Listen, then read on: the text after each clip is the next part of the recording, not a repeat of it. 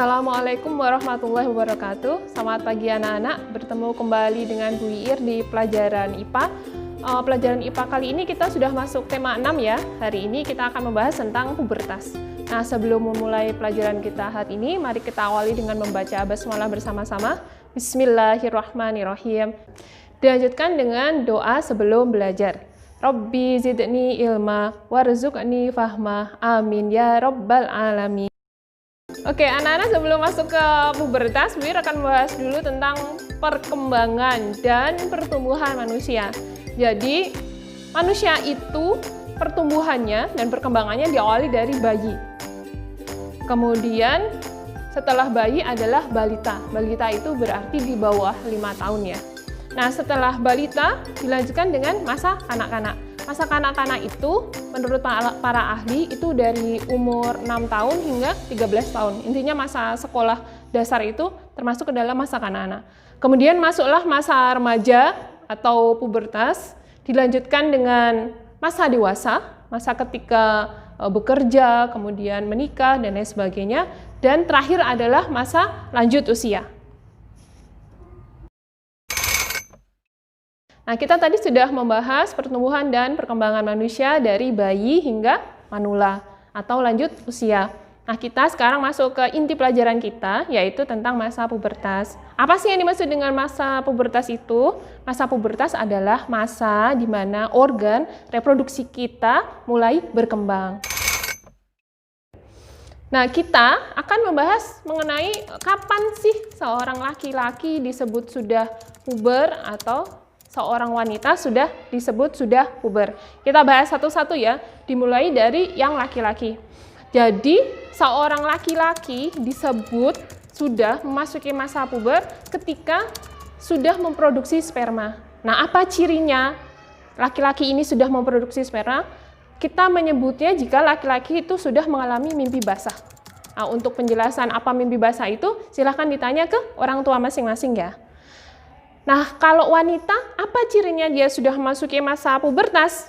Ciri seorang wanita sudah memasuki masa pubertas adalah ketika dia sudah menghasilkan ovum atau sel telur. Dicirikan ketika seorang wanita itu sudah mengalami haid atau menstruasi. Nah, tadi kita sudah membahas mengenai ciri-ciri utama atau ciri-ciri primer laki-laki dan perempuan mengalami masa pubertas. Sekarang kita akan membicarakan mengenai ciri-ciri sekunder. Maksudnya ciri-ciri sekunder di sini adalah bisa jadi pada seorang laki-laki atau perempuan sudah ada ciri-ciri tersebut, tetapi walaupun ciri-ciri tersebut sudah muncul, bukan berarti dia sudah masuki masa puber ya.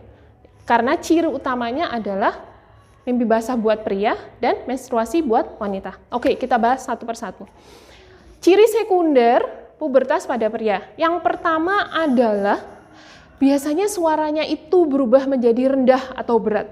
Kalian bisa mengamati di teman-teman ikhwan kalian di kelas, ada yang suaranya sudah berubah menjadi berat. Nah, itu adalah ciri sekunder.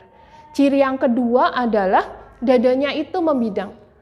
Karena hormon yang ada, maka ikhwan itu biasanya ketika memasuki masa pubertas, tulangnya itu mulai membesar, seperti wajahnya, tulang wajahnya lebih kotak, Bu Iir bilangnya lebih kotak, terus kemudian dadanya lebih membidang. Yang ketiga, akan tumbuh rambut di tempat-tempat tertentu.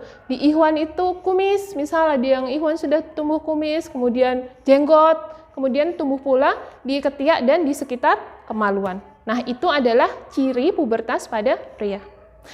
Selanjutnya, kita akan membahas tentang ciri sekunder pubertas pada wanita.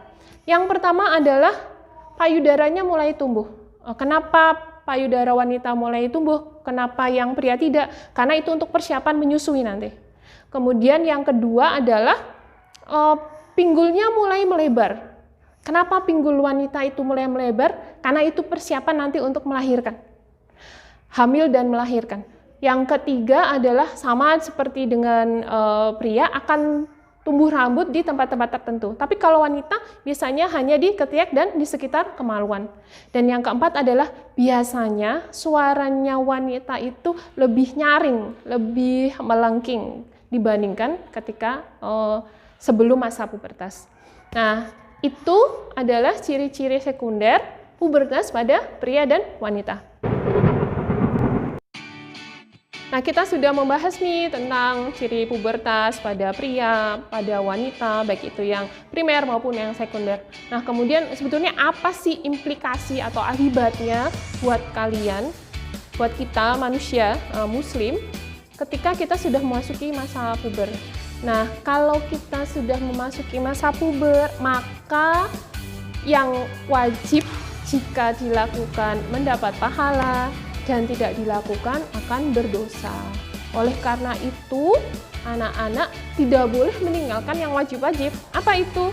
Yang rukun Islam itu ya, 4 pertemuan di rukun Islam. Yang pertama yaitu tentang sholat 5 waktu. Nggak boleh tuh sholat 5 waktunya ditinggalkan. Kalau dulu mungkin masih belajar sholatnya, tapi ketika sudah memasuki masa puber, anak-anak nggak boleh meninggalkan sholat. Karena kalau meninggalkan sholat nanti akan berdosa.